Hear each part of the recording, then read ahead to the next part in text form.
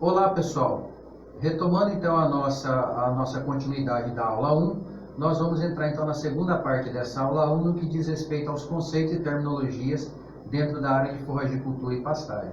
Eu inicio essa segunda etapa fazendo um questionamento, uma pergunta a vocês. O que vem na cabeça de vocês, o que vocês entendem quando vocês veem a expressão, quando vocês veem as palavras formação ou implantação do pasto, ou formação ou implantação de pastagens?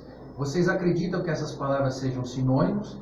Eu não estou perguntando de forma literal, obviamente que no dicionário, né, vão ter definições diferentes. Eu estou perguntando dentro do contexto da forragicultura e de pastagem. Falar que eu formei ou que eu implantei um pasto ou uma pastagem, vocês acreditam que sejam sinônimos, que é a mesma coisa? Eu vou responder essa pergunta, então, utilizando alguns conceitos e algumas imagens para demonstrar aquilo que a gente vai falar para vocês, tá? Então, a formação de pastagem, pessoal, ela pode acontecer com pastagem nativa ou com pastagem cultivada, tá? E ela pode acontecer de forma natural ou de forma induzida. Como que isso pode acontecer? Como que eu cito exemplos para vocês do que eu estou dizendo aqui? Então, nessa primeira figura aqui, nessa primeira imagem que está no canto inferior esquerdo de vocês, nós temos a planície, que é a planície do Pantanal Mato Grossense, né? Essa área aqui, ó, de pastagem, ela é uma pastagem nativa e ela foi formada de forma natural. Por que ela é formada naturalmente? No período das chuvas, no período das águas, o nível da água sobe lá no Pantanal Mato Grossense. E essa água que sobe, ela vai abrindo espaço na vegetação. Quando passa a estação chuvosa e a água recua, o nível da água baixa, formam-se essas áreas, essas planícies de pastagem nativa, que ela foi formada de forma natural, foi a própria natureza que fez essa área. Então, todo ano ela vai estar diferente, tá?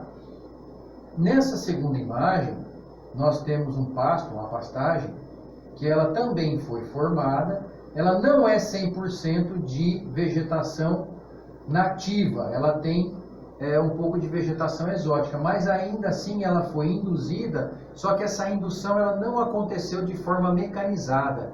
Então a grande diferença que a gente destaca entre formação e implantação é o uso da mecanização. Quando a gente fala que uma pastagem ela foi formada, ela pode ser naturalmente ou induzida, mas essa indução ela não envolve o uso de trator e implementos agrícolas, não envolve a mecanização. Então, por isso que ela é diferente de implantação. Então, nesse caso aqui, ó, essa imagem eu coloquei de propósito, obviamente que nem todo mundo vai adivinhar qual é esse bioma aí, porque está tudo verdinho. Mas essa é a imagem da caatinga no período das chuvas, no período das águas também, por isso que está tudo verdinho. Mas o que eu chamo a atenção para essa segunda imagem?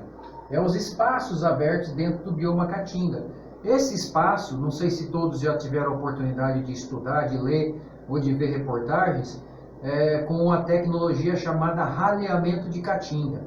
Nessa tecnologia, nessa técnica, se abre espaços dentro do bioma, esse espaço pode ser aberto utilizando os próprios animais, soltando os animais para andar dentro da caatinga e abrindo os espaços, ou pode ser feito de forma manual, com ferramentas manuais.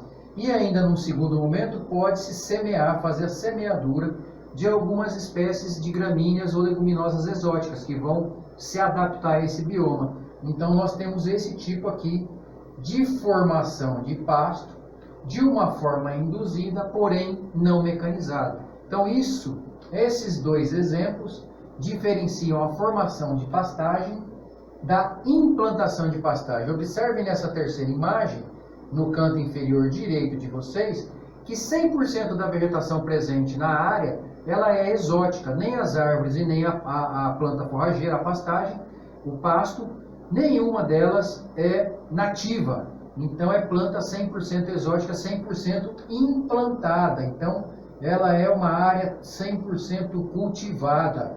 Ela só ocorre de forma induzida e essa indução ela tem o auxílio da mecanização, de trator e implementos. Então essa é a diferença dos primeiros conceitos que a gente tem dentro de forragicultura e pastagem, que é ou formação ou implantação no pasto. Quando a gente tem dúvida, se não quiser errar, a gente pode usar um terceiro conceito, que é o estabelecimento da pastagem. No caso do estabelecimento da pastagem, eu estou falando de forma genérica. Então, dentro do estabelecimento de pastagem, está inserido a formação, a implantação. Então, se não quiser errar, fala estabelecimento de pastagens, tá ok? Bom, a segunda pergunta diz respeito ao que vocês entendem por manejo do pasto. Né? O que vem na cabeça de vocês, manejo do pasto, certo? Eu faço esse questionamento porque nós temos nós vamos ver mais adiante que nós temos 3 definições de manejo. Né? Eu estou perguntando aqui mais especificamente o manejo do pasto, da planta. A gente vai ver mais adiante que a gente tem o manejo da pastagem e o manejo do pastejo, mas nesse primeiro momento eu pergunto a vocês o que vocês entendem por manejo do pasto. Bom, manejo do pasto seria a manipulação em conjunto, ou seja, ao mesmo tempo, do animal e do pasto, do animal e da planta, em busca de um objetivo definido. Então, quando eu falo manejo do pasto, por mais que eu esteja abordando o manejo da planta, mas eu tenho que lembrar que o animal ele é um agente alterador, modificador dessa planta. Né? Então, mesmo que eu esteja dando ênfase no manejo do pasto, da planta, o animal ele tem importância dentro desse manejo, tá ok? Então, por isso que a gente fala que manejo do pasto é a manipulação em conjunto do animal e da planta, ok? Qual ou quais os objetivos de fazer o manejo do pasto? Por que eu preciso manejar o pasto? Bom, esse slide eu gosto muito de trabalhar com ele e esclarecer a todos que é uma alteração que a gente tem aprendido desde o nosso período de pós-graduação com o nosso orientador lá de pós-graduação, professor Dr. Ulisses Secato, onde ele ensinou para a gente que todas as bibliografias, ou a grande maioria das bibliografias, trazem esses objetivos no sentido de baixo para cima, certo? Então, sempre quando a gente observar as bibliografias referentes a manejo de pastagem, a gente vai observar que o primeiro motivo, o primeiro objetivo é proporcionar aos animais consumo de matéria seca regular e nutritiva o ano todo. Mas o professor ensinou a gente que nós temos uma maneira mais correta de observar os objetivos de manejo do pasto. E a gente observando dessa forma mais correta, nós vamos notar que após atingir os 4 objetivos anteriores que eu vou explicar para vocês, esse 5º objetivo aqui, ó, ele vai ser atingido de forma muito mais fácil e muito mais natural. Então vamos ver de forma diferente o que traz na bibliografia e de uma forma conceitualmente mais correta, tá ok? Então, o primeiro objetivo, aumentar o rendimento forrageiro por unidade diária. O que isso quer dizer? Eu tenho lá a minha área de pastagem, onde eu estou utilizando com os animais. Então, meu primeiro objetivo deve ser o quê? Manejar essa área de uma forma que eu consiga fazer com que ela me dê maior rendimento forrageiro, maior rendimento produtivo da planta. Depois que eu vou pensar no animal. Então, primeiro eu tenho que pensar o quê? Na minha base, que é a minha planta. Aumentar o rendimento forrageiro por unidade diária.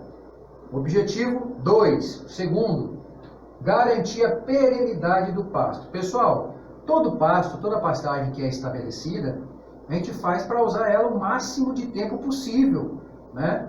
Se puder usar 10 anos, 15 anos, 20 anos, 30 anos, melhor ainda. Então a gente tem que sempre buscar, sempre tentar garantir a perenidade do pasto, para manter essa pastagem em utilização o maior tempo possível, para que a gente possa diluir o custo de implantação, de estabelecimento, de formação desse pasto, ok? Então é muito importante garantir a perenidade do pasto. Se todo ano ou se a cada 2 anos eu tiver que reformar a pastagem, isso é custo. E esse custo acaba aumentando o meu custo de produção dos animais. Então por isso que é tão importante que eu mantenha a perenidade do pasto e utilize esse pasto por o maior tempo possível. 3. Terceiro objetivo, reduzir a degradação do sistema ou do ambiente. Pessoal, eu costumo usar como exemplo, brincar, né, fazer a brincadeira de que a degradação de pastagem, ela é análoga ao envelhecimento, ela é semelhante ao envelhecimento. Você pode usar de ferramentas para tentar diminuir o efeito, mas ela sempre está acontecendo. Então a degradação do pasto, ela vai sempre estar acontecendo. Ora vai ser por algum problema no solo, algum problema na planta, ora vai ser alguma alteração climática, alguma coisa que está acontecendo. Mas ela sempre vai estar acontecendo e nós, manejadores do pasto, vão estar sempre correndo atrás de solucionar esse problema e contornar essa degradação do pasto. A diferença que eu faço em relação a brincadeira de envelhecer é que no caso do envelhecimento não tem como voltar no tempo. Mas no caso da degradação de pastagem, a gente consegue sim recuperar a pastagem e melhorar a utilização desse pasto. Então a gente tem essa vantagem, tá? Então é muito importante que a gente sempre tente, sempre busque meios, ferramentas, tecnologias para contornar o problema de degradação do pasto. Quarto objetivo, quarto motivo, conservar a fertilidade do solo. Pessoal, o solo é a nossa base de tudo. Não existe planta ou animal voando. Tudo está sobre o solo, principalmente a planta. Eu costumo fazer uma analogia de que o conjunto solo e planta é a nossa indústria. O animal, ele é inicialmente matéria-prima e depois, no final, ele vai ser produto final. Vai ser vendido. Então, ele é passageiro dentro da propriedade rural. Mas o que fica é a indústria, é a nossa propriedade, que é o nosso solo e o nosso pasto. Então, por isso que a gente tenta mostrar para vocês essa visão diferenciada dos objetivos de manejar o pasto. Tá? Então, o animal, ele é um ser passageiro, ele é matéria-prima e depois vai ser produto finalizado. Mas a nossa indústria principal é o solo e é a planta. Por isso que eu tenho que tentar garantir rendimento forrageiro, perenidade do pasto, evitar a degradação e garantir a fertilidade do solo. E aí eu pergunto a vocês, se eu observar nesse sentido de cima para baixo, vocês concordam comigo que proporcionar aos animais um consumo de matéria seca regular e nutritivo o ano todo vai ser muito mais fácil de ser atingido esse objetivo? Então é por isso que a gente fala que essas bibliografias que trazem no sentido de baixo para cima estão trazendo uma visão equivocada, uma visão distorcida. Então eu tenho que observar de cima para baixo, onde eu dou ênfase à minha indústria, ao meu solo e ao meu pasto. E depois eu vou atingir o objetivo de alimentar o animal com muito mais facilidade. Ok? Bom, aqui é um resumo do que pode acontecer numa área de pasto, numa área onde essa planta vai ser manejada com animal. Tá? Então nós temos a formação. Aqui pode ser lido também, como a gente já viu pelo início no conceito, Aqui pode ser lido como estabelecimento ou implantação do pasto. Vai depender do melhor conceito que seja aplicado aqui, tá ok? Mas vamos lá. Uma vez que eu fiz essa formação, essa implantação do pasto, ou eu vou usar ele de forma adequada, ou eu vou usar ele de forma inadequada. Se eu usar de forma adequada esse pasto, qual é o próximo passo? Depois que eu formei, eu vou utilizar, eu vou manejar essa pastagem. Se eu comecei errado, fiz a minha formação, a minha implantação errada, de forma inadequada, rapidamente eu vou entrar no processo de degradação. E aí, uma vez que eu caí nesse processo de degradação, eu tenho duas alternativas. Se eu conseguir identificar esse processo de degradação mais rápido possível, se eu identificar o meu erro mais rápido possível, eu consigo recuperar aquilo que eu investi na minha formação e eu posso depois retomar a minha atividade de manejo. Se eu demorar muito para identificar a degradação, eu vou ter uma degradação muito avançada e eu não vou conseguir recuperar aquilo que eu investi. Eu vou ter que reformar, então eu vou voltar aqui e iniciar do zero para a formação de pastagem. Ok? Mas vamos supor então que a gente formou de forma correta e foi para o segundo estágio, que é o manejo. A história é a mesma. Se eu fizer o manejo de forma adequada, o próximo passo vai ser o quê? A intensificação. Se eu fizer o meu manejo de forma inadequada, novamente eu vou cair na degradação do pasto, na degradação da minha área, da minha pastagem. E a história é a mesma. Se eu identificar rápido, eu recupero e volto para o manejo. Se eu identificar de forma lenta e deixar o processo de degradação avançar, eu vou perder aquilo que eu investi e vou ter que voltar lá do início, voltar do zero. Vamos supor então que eu tenha feito a minha formação correta e eu tenha atingido o meu manejo de uma forma correta. Então o próximo passo vai ser o quê? A intensificação. E da intensificação para frente, professor, o que eu faço? Bom, aqui para baixo, um quarto passo seria o quê? A comercialização, a produção de produtos com valor agregado. Por exemplo, eu tenho propriedades aqui perto de Cruz das Almas, que tem a produção leiteira e que tem o laticínio dentro da própria propriedade. Então, nesse caso, essa propriedade ela já passou do nível de intensificação e ela estaria num quarto nível aqui embaixo, que é a venda de produtos processados com valor agregado. Então isso viria depois da intensificação. Mas como eu sempre digo, nós temos que fazer o quê? Seguir um passo de cada vez e buscar acertar em todos esses passos para que a gente possa dar prosseguimento na atividade de produção animal a pasto. Ok? Pessoal, então dentro das nossas terminologias, nós vamos começar por aquelas que são para fazer o nivelamento de todo mundo, né? Quando a gente fala de unidades internacionais, são aquelas unidades que elas permitem a gente extrapolar ou comparar resultados obtidos na produção animal em qualquer parte do mundo, bem como traduzir e publicar os resultados para outras línguas, haja vista que se tratam de conceitos, terminologias e unidades universais. Então, por que eu estou iniciando essa parte de terminologias pelas unidades de peso e de medida universal? Para que a gente possa falar numa mesma língua e para que a gente possa ler textos em diversas línguas, referências, bibliografias em diversas línguas, e não haja confusão em relação à unidade de área e unidade de peso, tá certo? Então, o nosso primeiro conceito, nossa primeira terminologia vai ser o hectare, né? É uma unidade de área, também conhecida como hectômetro ou hectômetro quadrado, equivalente a 100 ares, sendo que cada 1 ares equivale a 100 metros quadrados. Então, 1 hectare, ele diz respeito a uma área de 10.000 metros quadrados. Pessoal, eu sei que tem diversos conceitos regionais. Nós aqui na Bahia ou no Nordeste, de uma forma geral, nós temos a tarefa, né? E eu sei que existem pelo menos 2 tipos de tarefas, 2 tamanhos de tarefas diferentes. O pessoal lá do Centro-Oeste, da região de Goiás, trabalha com alqueirão, que é 48.000 metros quadrados. O pessoal do Sul, de algumas regiões do Sudeste, trabalha com alqueire, que é 24.200 metros quadrados. Então nós temos várias unidades de áreas regionais aqui do Brasil e na nossa região Nordeste. Mas isso a gente não pode trabalhar com esse tipo de área regional. A gente tem que trabalhar com aquela unidade que ela é universal, que ela é internacional. E para a gente, dentro da forragicultura e da pastagem, sempre que a gente fizer um cálculo ou estiver trabalhando com alguma questão de unidade de área, nós vamos estar falando em hectare, tá ok? Então todos os cálculos vão ser feitos para 1 hectare e depois vai ser extrapolado para X hectares ou para o tamanho da área que você quiser. Depois, se você quiser fazer a conversão para tarefa, para alqueire, para alqueirão, sem problema, mas o importante é que você faça o cálculo considerando o hectare para que você possa extrapolar para qualquer região do mundo. Da mesma forma, pessoal, não sei se vocês notaram na nossa aula 1, quando a gente falou lá do relatório da BIEC, a gente falou da taxa de lotação. E nós apresentamos a taxa de lotação de 2 formas: número de cabeça e unidade animal UA por hectare, que está aqui, ó, unidade animal. É uma unidade de peso utilizada para padronizar o peso dos animais de um rebanho, equivalente a 450 kg de peso vivo. Então, uma unidade animal equivale a 450 kg de peso vivo, tá ok? Por que existe essa unidade animal para padronizar, pessoal? Vou dar um exemplo para vocês.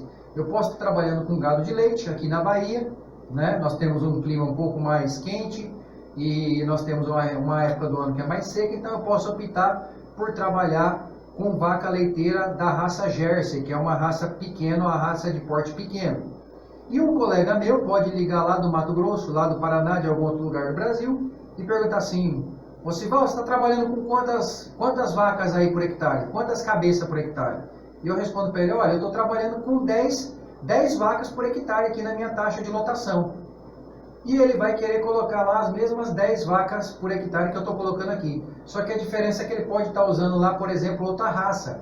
Uma vaca girolanda ou uma vaca holandesa, que é muito maior do que a minha Jersey.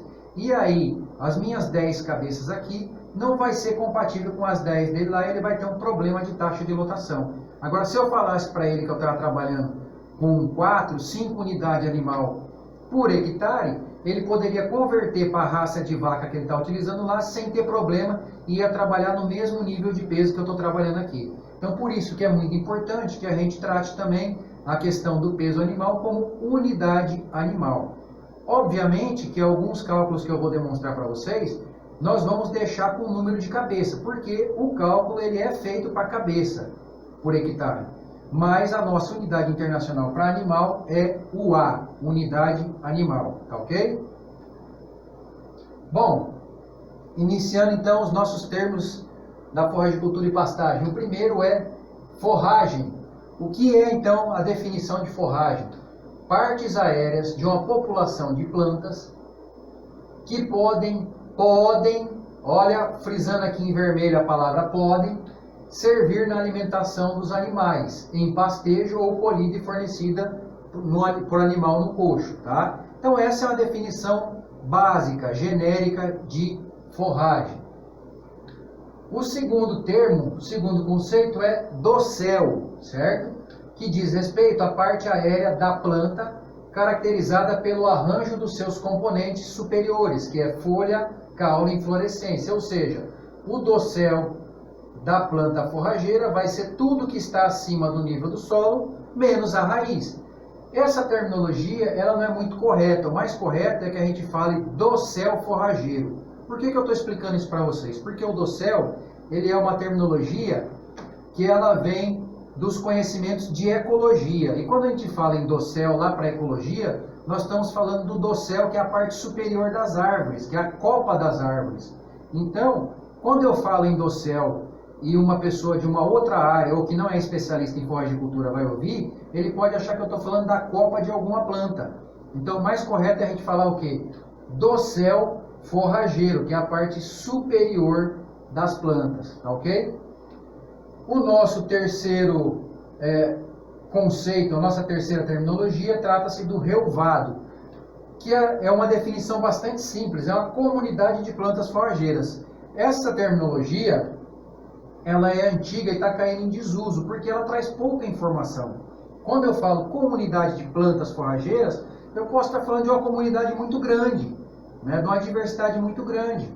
Então, esse conceito de relvado, ele tem sido deixado de ser utilizado na forragicultura, tá ok? Mas ainda assim vão ter bibliografias, vão ter referências que vocês vão achar essa terminologia relvado, principalmente referências mais antigas, tá certo? Mas está caindo em desuso.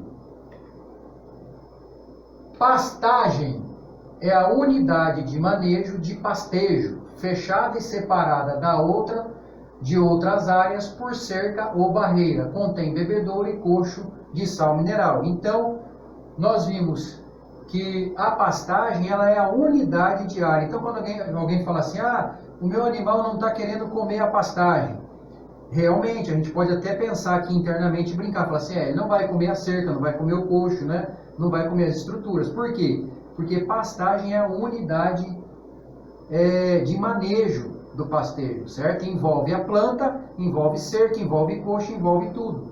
O que o animal ele come na verdade? Ele vai comer o quê? O pasto. O pasto é a forragem que está disponível para pastejo ou para ser colhido e fornecido ao animal. Então, aquilo que o animal vai comer, o que a pessoa estava querendo dizer anteriormente, no exemplo que eu usei, era que o animal não está querendo comer o pasto e não a pastagem, certo? Pergunta, pessoal, para vocês. No início aqui, eu falei a definição de forragem e agora eu falei a definição de pasto. Qual seria, então, a diferença entre forragem e pasto? São sinônimos ou são coisas diferentes? Bom, se vocês relembrarem, voltar nos slides aí e relembrar a definição, forragem é tudo aquilo que pode ser utilizado como alimento para o animal, mas não necessariamente é o alimento do animal. E pasto é aquilo que necessariamente é o alimento para o animal. Vou dar um exemplo bem clássico, bastante característico da diferença de forragem e de pastagem. Eu faço o estabelecimento de uma área com capim do gênero pânico, Tanzânia, que é aquele capim de toceira, certo? Pode acontecer de nascer no meio desse pasto de Tanzânia, dessa forragem, pode nascer o quê? Braquiária, ou pode nascer outra espécie forrageira mais baixa, certo? Então, pegando os dois conceitos de forragem e de pasto, o que vai ser o meu pasto? O meu pasto é aquilo que eu quero, o que eu queria, que eu plantei para os animais comerem, que no caso vai ser o capim Tanzânia. Mas o que eu tenho de forragem dentro da área? O Tanzânia e a braquiária. Então, o meu pasto seria o Tanzânia, e a minha forragem seria o Tanzânia mais a braquiária. Outro exemplo bastante clássico, né? Quando eu faço a implantação, estabelecimento de uma área e utilizo alguma forrageira arbórea, por exemplo, a leucena, né? Que ela vai se desenvolver numa forma de árvore, né? Numa forma mais alta. Não necessariamente eu quero que meus animais comam a leucena, ou pelo menos não o ano todo, né? Eu vou querer que eles comam a leucena no período onde eu tenho maior escassez de forragem.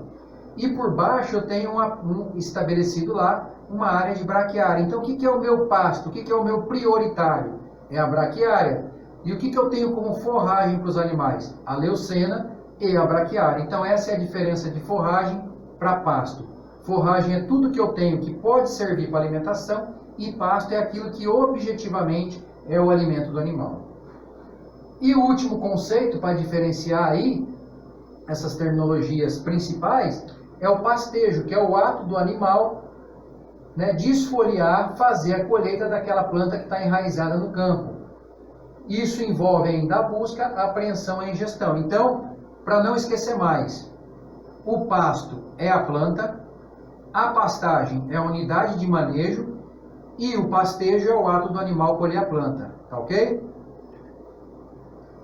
Dentro da terminologia pastejo, pode haver duas formas bem definidas de pastejo, determinadas pelo tempo que os animais permanecem em pastejo. Então, quais seriam essas formas de colheita? E isso aí vai ser muito importante lá para a discussão na nossa aula 4. Então, prestem bastante atenção nessa definição da aula 1, porque ela vai servir de subsídio para a nossa aula 4. Então, pessoal, nós temos duas formas do animal, dois tempos do animal permanecer dentro de uma área. Ou ele vai permanecer de forma contínua, onde os animais permanecem no pasto o ano todo, ou por um tempo indeterminado, sem uma pré-definição, com variações que podem ir de dias até meses, tá? Então, quando eu não tenho uma pré-definição, quando os animais ficam no pasto de forma indeterminada, eu chamo isso de pastejo contínuo, que é o nosso sistema contínuo, que a gente vai ver lá na aula 4. Quando eu tenho uma pré-definição, ou seja, antes de eu colocar os animais, eu faço os cálculos tudo direitinho e falo que os animais vão ficar 1, 2, 3 dias pastejando e a área vai ficar descansando 20, 30, 40 dias, que seja, então eu tenho pastejo rotacionado ou intermitente, onde os animais permanecem no pasto por um tempo pré-determinado, geralmente vai ser em dias, e esse número de dias varia entre 1 e 3 dias, tá? Havendo ainda a definição do intervalo entre cada pastejo, que vai ser a minha frequência também em dias, ou que vai ser o meu período de descanso. Então, prioritariamente, pessoal, eu tenho duas formas de fazer com que o animal colha a pastagem. Ou é de forma contínua, ou é de forma intermitente ou rotacionada. Tudo que vem depois, todos os sistemas que foram desenvolvidos depois, vocês vão ver que eles têm conceitos básicos desses dois. Então, vão ser adaptações ou evoluções, melhorias desses dois sistemas. Mas, prioritariamente, a gente tem esses dois, tá ok? Então, os outros sistemas são adaptações ou simplificações ou evoluções dos pastejos citados acima. Nós temos como exemplo, né, pastejo em faixa, pastejo limite, pastejo diferido, pastejo combinado, creep grazing e vários outros sistemas aí desenvolvidos. Numa palestra do professor Paulo de Carvalho, lá da Universidade Federal do Rio Grande do Sul, salvo engano, ele tinha listado na palestra dele que existiam mais de 19 sistemas diferentes de pastejo, certo? Tudo vindo desses dois primeiros que a gente falou aqui, desses conceitos prioritários, tá ok? Não se preocupem, que nós vamos ver um resumo desses sistemas aqui, ou da maioria deles, lá na nossa aula 4, tá bom? Então, quando eu falo de pastejo contínuo, eu estou falando disso aqui, né? Áreas maiores, poucas cercas, poucas divisões, os animais permanecem no pasto de forma indeterminada. E quando eu estou falando de pastejo rotacionado, eu estou falando de áreas piqueteadas, de áreas divididas. Pode ser no sistema de pizza, pode ser quadradinho, pode ser piquetes com formas geométricas diferenciadas, não tem problema. O que importa é o quê? Vocês podem notar que em todos os sistemas que eu apresentei aqui, em todas as formas, o que classifica eles, o que caracteriza eles, é justamente o tamanho igual dos piquetes. Então, independente da forma geométrica, o importante é que eu tenha o quê? Piquetes do mesmo tamanho, com o mesmo número de metros quadrados ou com o mesmo tanto de hectares, para que eu possa manejar o lote de animais de forma igualitária, tá ok? Outras formas, então aqui ó, creep grazing, que é uma pastagem separada, numa área fica os animais adultos e você tem uma pastagem adjacente só para animais jovens, para comer um pasto diferente. Pastejo combinado, onde eu tenho duas espécies ou duas raças de animais pastejando ao mesmo tempo, né? Pastejo em faixa, onde eu tenho cerca elétrica móvel, eu vou colocando o animal faixa após faixa para pastejar. E o pastejo limite, onde eu tenho duas divisões, né? E ora o animal está do lado de cá, ora o animal está do lado de lá, tá ok? Bom, pessoal, sabendo da diferença que existe entre pasto, pastagem e pastejo, e sabendo que é necessário manejar em conjunto ou manejar de forma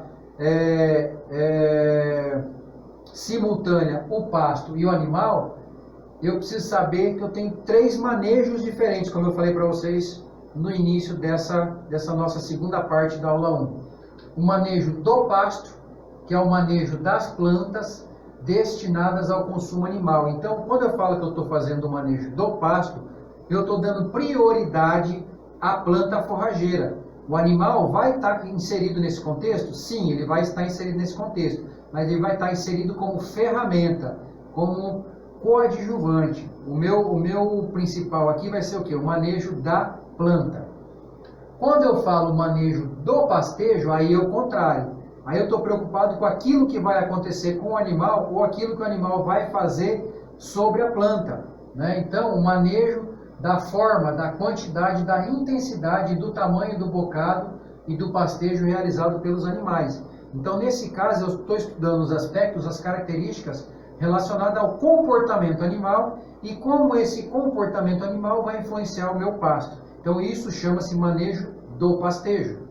E nós temos o manejo da pastagem, que é o manejo da área como um todo, ou seja, tanto da planta como dos animais, como de todas as estruturas que fazem parte da minha unidade de manejo. Então, essa é a diferença, essa é a forma de entender a diferença entre manejo do pasto, manejo do pastejo e manejo da pastagem.